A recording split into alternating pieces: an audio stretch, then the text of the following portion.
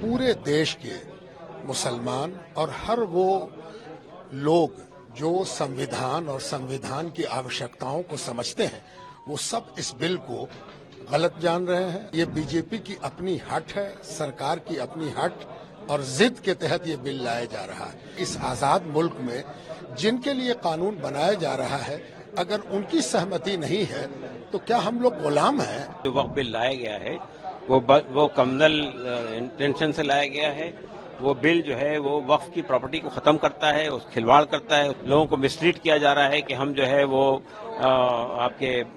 Mislead किया जा रहा है कि हम जो है ट्रांसपेरेंसी लाने के लिए ला रहे हैं, हम गरीबों को फायदा पहुंचाने के लिए ला रहे हैं। ऐसा कुछ नहीं है। ये बिल वापस होना चाहिए और हम ये समझते हैं कि जेडीयू को और लोक जनशक्ति पार्टी को इसका साथ नहीं देना चाहिए। पूरे देश के मुसलमान और हर वो लोग जो संविधान और संविधान की आवश्यकताओं को समझते हैं, वो सब इस बिल को गलत जान रहे हैं और इसके विरुद्ध खड़े हैं।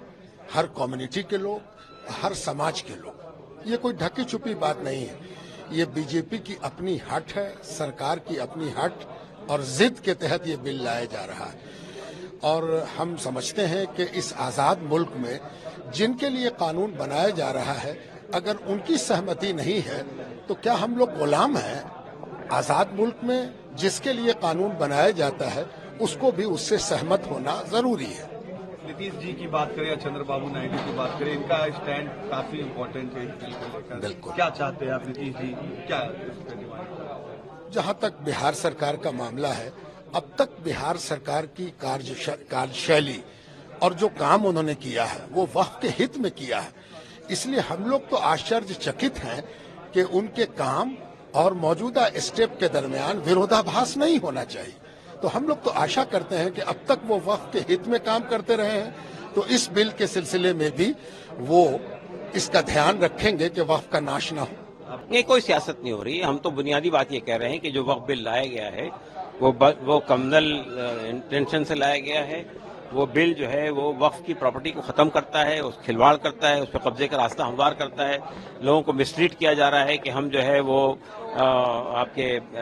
मिसलीड किया जा रहा है कि हम जो है ट्रांसपेरेंसी लाने के लिए ला रहे हैं, हम गरीबों को फायदा पहुंचाने के लिए ला रहे हैं। ऐसा कुछ नहीं है। तो ये बिल जो है बुनियादी तौर पे ये रास्ता हमवार कर रहा है किस तरह वक्फ की प्रॉपर्टी का कब्जा किया जाए।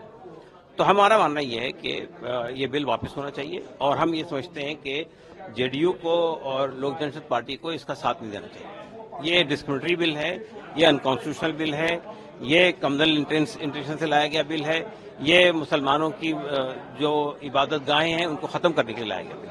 इस बिल को लेकर नीतीश जी या चंद्रबाबू नायडू का स्टैंड काफी इम्पोर्टेंट है। जिस तरीके से उनकी पार्टी ने सपोर्ट किया है, क्या चाहते हैं आप नीतीश जी या चंद्रबाबू नायडू? हम उनसे ये चाहते हैं कि अगर वो सेकुलरिज्म में बिलीव करती हैं, अगर वो कॉन्स्टिट्यूशन में बिलीव करती हैं, अगर वो नॉन कम्युनल हैं, तो उन्हें इस कम्युनल एजेंडे का साथ नहीं देना चाहिए। प्रभातखबर.com, विश्वास वही, रफ्तार नहीं।